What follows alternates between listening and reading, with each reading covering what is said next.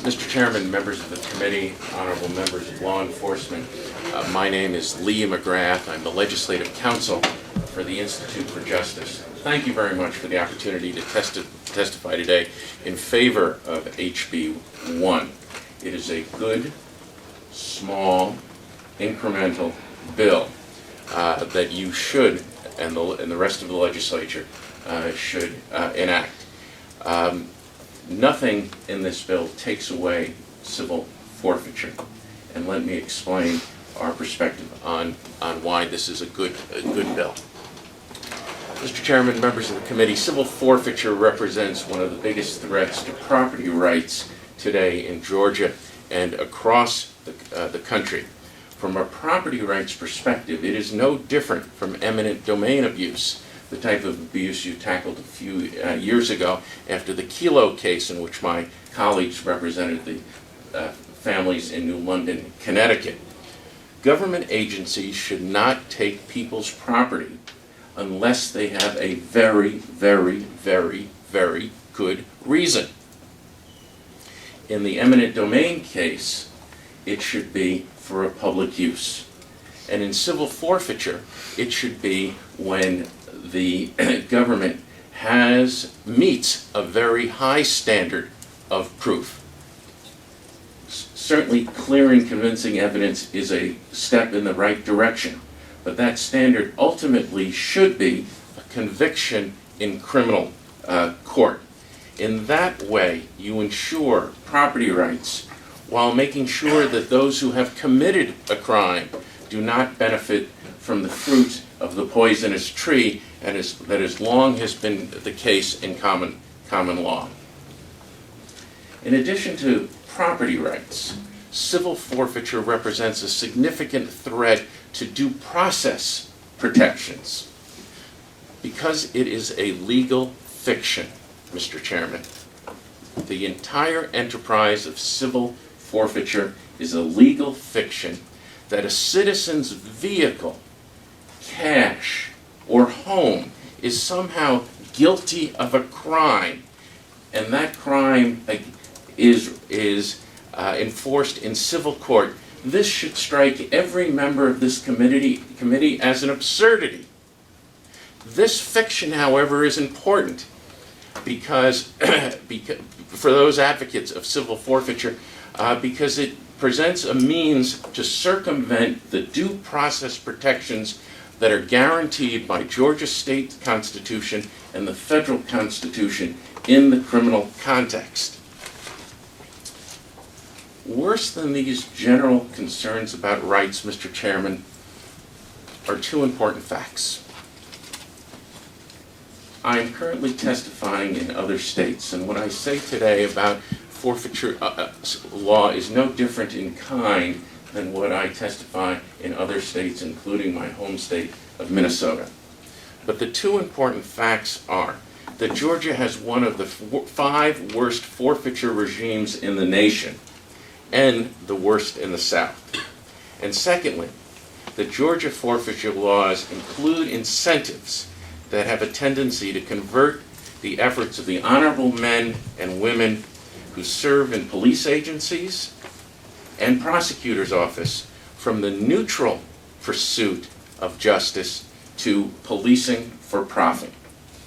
Let me give you one example of that. You've heard a couple already today, but we know that the Federal Department of Justice was involved in Camden County, where between 2004 and 2008, there were over $700,000 in questionable expenses done by the sheriff and in the office there as part of the $20 million of seized assets that were taken, including for personal use, the purchase of a $90,000 Dodge Viper and a $79,000 boat.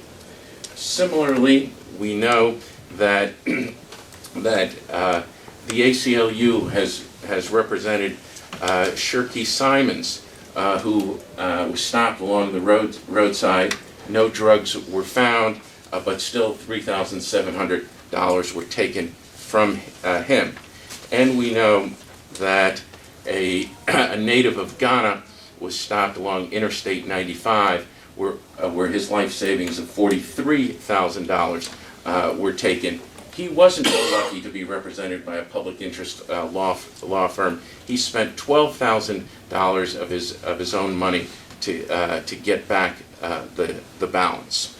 You'll hear later today from another defense attorney, Joe Segee from Brunswick, and Alda Gentile, who was also stopped in Camden County.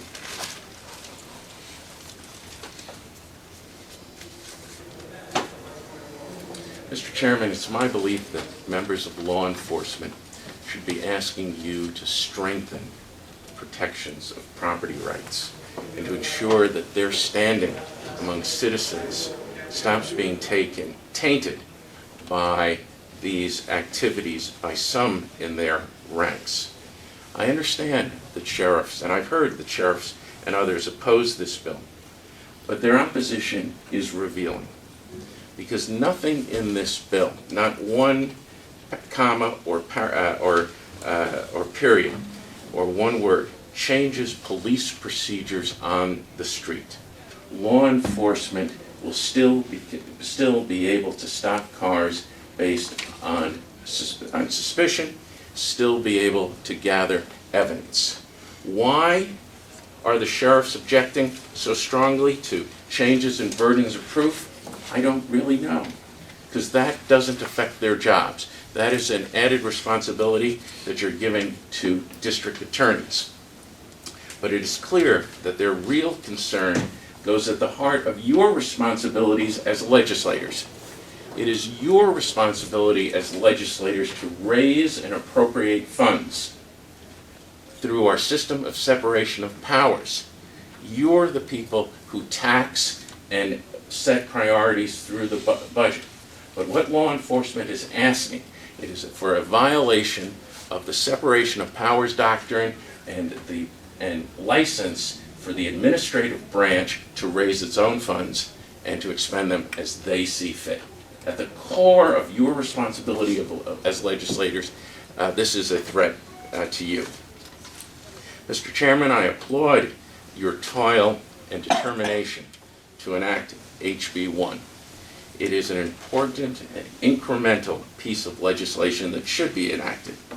No one voting for this bill should be accused of being soft on crime, because no one in the state of Georgia who is ever convicted of a crime will have his property returned to him. Let me repeat. Law enforcement will continue to be able to seize property. Property will still be able to be forfeited, and all that you're changing is a burden of proof. And no one who is convicted of a crime will ever get that property back. Instead, those who support this bill should be commended for their support and their recognition of the importance of property and due process rights. As I see it, Mr. Chairman, this bill does three important things. It improves transparency through better reporting. It seems somewhat odd to me that people are claiming that there is not a problem when we know so little about the use of forfeiture, and we know only about 10% of agencies are reporting, and that the Institute for Justice had to sue Gwinnett County and other counties in order to get them to report. Secondly, it improves process by requiring prosecutors to prove in civil court by clear and convincing evidence that a crime occurred and the property seized are proceeds and instruments. And thirdly, it creates better protection for third parties, those people who are not involved in crimes. If I am stopped in Georgia for an illegal activity and my vehicle is seized, this bill should protect my wife's claim when she is one of the co-owners of that vehicle. If she did not have knowledge, if she did not consent, or if she was not willfully blind to my activities. At your last meeting, Mr. Chairman, you adopted a number of amendments relating to that important concept of protecting third party, protecting wives, protecting those who are innocent owners. And you moved some of the bill under section 916. Now there are some grammatical concerns that I think are problems of just moving one section to another. But if I could, Mr. Chairman, I'd ask that you indulge me, and I'll point out a couple of changes that I'd ask the committee specifically to consider so that you realize the goal of protecting innocent owners.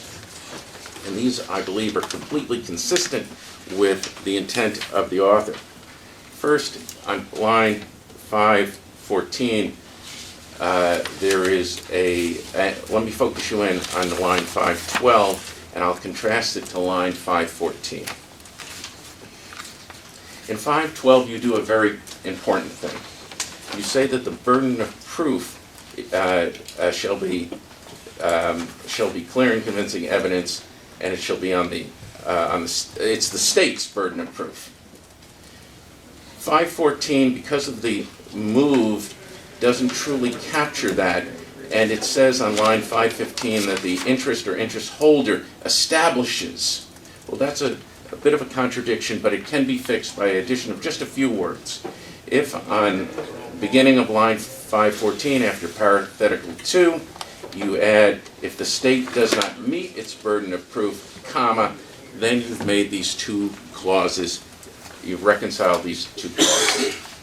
More substantively, Mr. Chairman, and to the point that the attorney who was sitting to my left here before made, I encourage you to remove on line 518 the negligence test that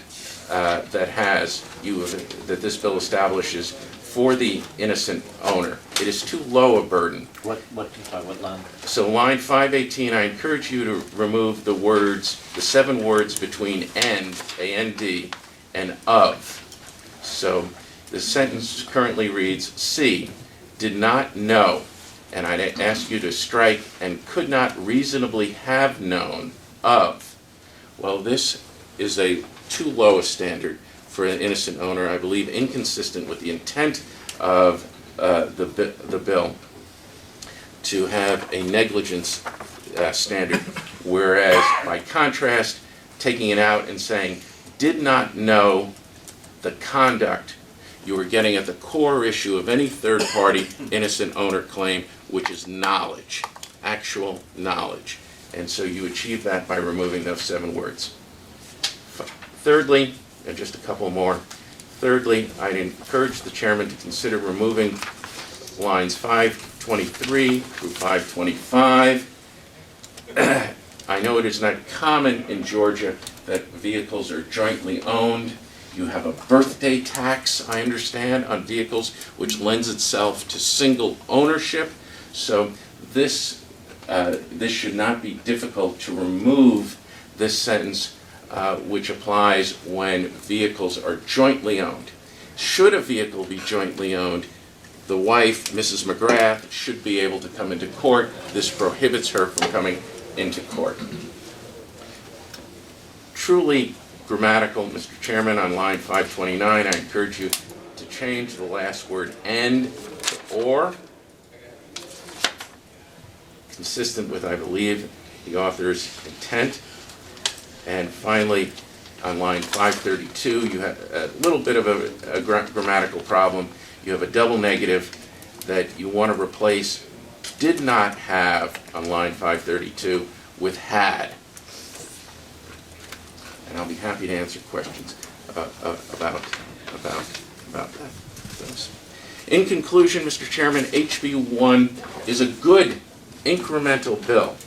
Those claiming that it would undermine law enforcement or be radical really do not have an appreciation of the state of forfeiture bills across the country. A truly meaningful piece of reform, of significant reform, would go way further than this bill, Mr. Chairman. It would, 1, require a conviction in criminal court. 2, it would prohibit prosecutors from continuing to litigate in civil forfeiture cases after a person is found not guilty in criminal court. This bill, Mr. Chairman, allows these prosecutors to continue to litigate in civil court even after someone has been found innocent or acquitted of charges. That power still exists in this bill. I would say a real change would take away that power from prosecutors. Thirdly, Mr. Chairman, your next level of reform should recognize in civil court the protections against illegal stops and seizures guaranteed by the Fourth Amendment. Today, this bill does not address the problem of an illegal entry. Law enforcement today could enter your home and without a warrant, that any information, any property would not be admissible in criminal court, but it can be continued to be litigated in civil court. And there are no constitutional protections of privacy against illegal searches and seizures in civil court, and this bill does not address that problem. Fourth, this bill would get at the heart of the corruption that exists in civil forfeiture across the country, that law enforcement is making decisions about what crimes to pursue based on the potential for profit. A simple example of that, Mr. Chairman, is what a police chief in Rochester, Minnesota testified before the Minnesota legislature. He said, when one of my cops sees a drug trade, and the cops go in one, and the cash goes in one direction, and the drugs go in another direction, who should my police officers follow? With forfeiture laws and with the fact that Georgia allows for 100% of the proceeds to go to law enforcement, you are allowing law enforcement to set priorities to go after the cash and not after the public safety concern of the drugs. And finally, Mr. Chairman, what ultimately Georgia should do is should end civil forfeiture altogether. And it should replace it with criminal forfeiture.